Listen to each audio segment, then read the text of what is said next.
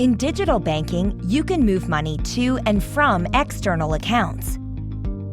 Here's how. In the navigation menu, click Transfer. Select the More icon in the upper right corner. Tap Add External Account. You will be prompted to validate your account for security purposes. Select your preferred validation method and request the code. Enter the code.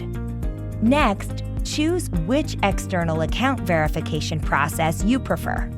The Instant Account Verification option will allow you to link your external account in real time. To do so, select your external financial institution and enter your digital banking credentials for that institution. Follow the prompts to add the external account.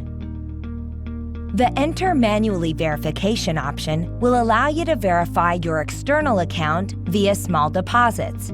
To do so, select your external account and enter your routing number, account number, and account type. Select Connect.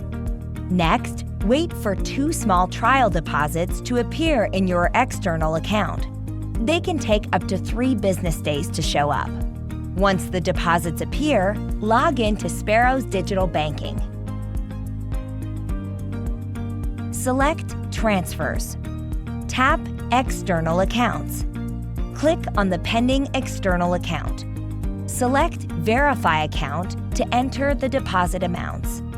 The process is now complete.